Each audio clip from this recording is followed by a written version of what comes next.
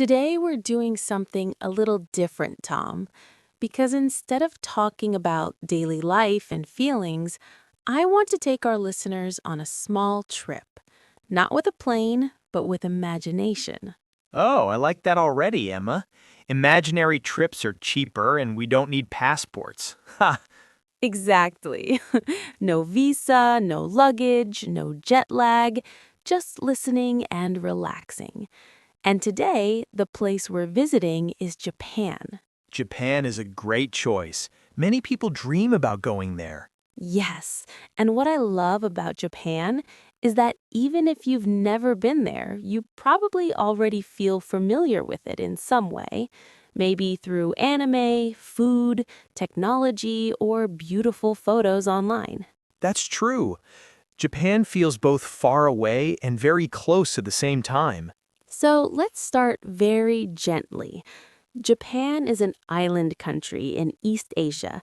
It's surrounded by the ocean, which already explains a lot about its culture and lifestyle. Being surrounded by the sea really shapes a country. It does. Japan has four main islands and thousands of smaller ones. And because it's long from north to south, the climate is very interesting. Different weather in different areas, right? Yes, in the north, winters can be cold and snowy, while in the south, the weather is much warmer and even tropical. That sounds like many countries in one. Exactly. And Japan also has four clear seasons, which Japanese people really care about. I've heard that seasons are very important in daily life there. Very important. Spring is famous for cherry blossoms, summer is hot and full of festivals, autumn is calm with beautiful leaves, and winter feels quiet and peaceful. I can already imagine the scenery. And that's the thing. Japan is very visual. People pay attention to small details, colors, sounds, even silence. Silence?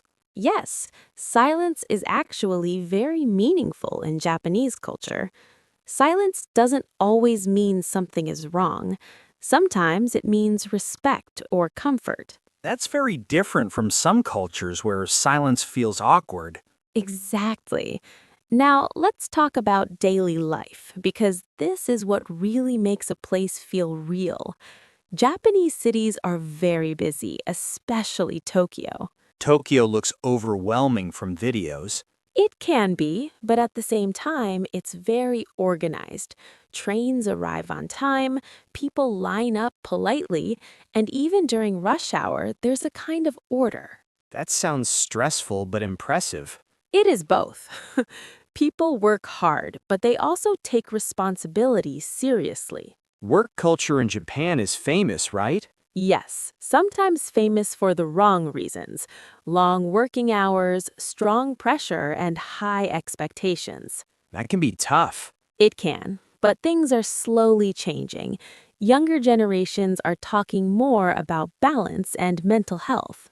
That's good to hear. Outside of work, Japanese people enjoy very simple pleasures: going to a cafe, walking in a park, reading a book on the train. That sounds peaceful. It is, and food is a huge part of daily life. Of course, Japanese food is famous worldwide. Yes, but it's not only sushi. There's ramen, curry rice, bento boxes, street food, and many home-cooked meals that are very simple and comforting. I've seen bento boxes online. They look like art. They really do, and that shows another thing about Japan: care. Care in presentation, care in preparation, care in effort. Even small things matter. Exactly. Now let's talk about people, because that's what really defines a country. Japanese people are often described as polite. Yes, politeness is very important. Saying thank you, apologizing, bowing, using respectful language. That sounds complicated for learners. It can be, but at the heart of it, it's about being considerate of others. That's a beautiful value. It is, but Japanese people can also be shy, especially with strangers. So they may not talk a lot at first. Yes, but once you build trust, they can be very warm and loyal friends. That makes sense. Now, language is another interesting part. Japanese language sounds very different from English. And the writing system looks very complex.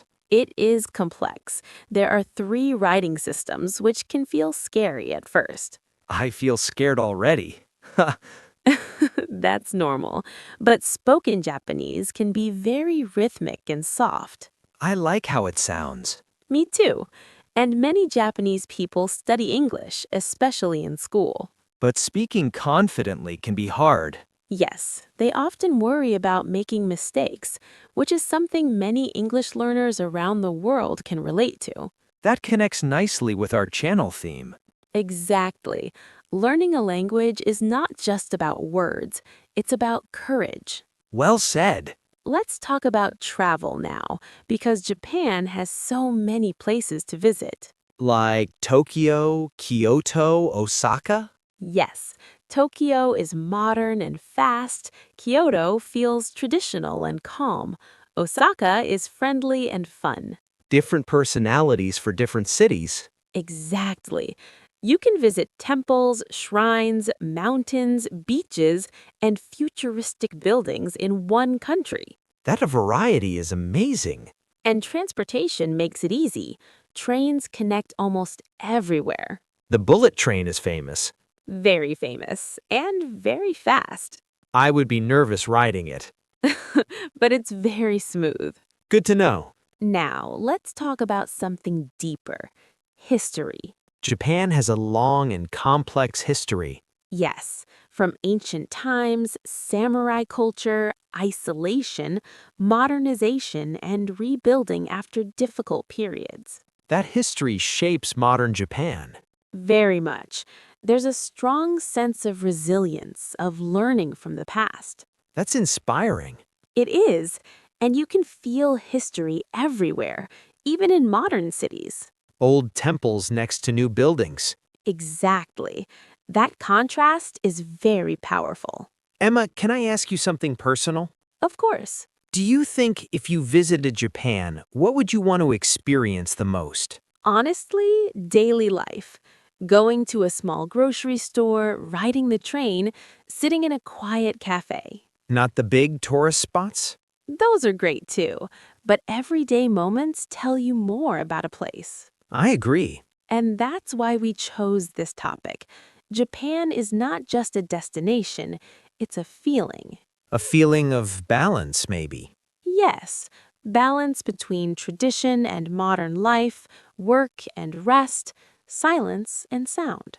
That's a beautiful way to describe it. For our listeners, this conversation is also about learning English naturally. Listening to stories, ideas, and feelings. Exactly.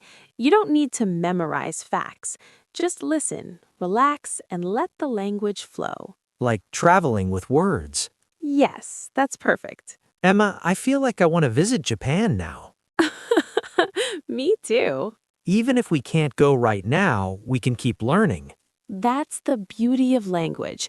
It opens doors. Before we finish, do you have one message for our listeners? Yes, don't rush. Whether it's learning English or discovering a country, take it step by step. Small steps matter. They always do. And enjoy the journey. That's a great note to end on. Thank you for listening to Easy English Speaking. We hope you enjoyed this trip to Japan. See you next time, everyone. Bye-bye. Take care.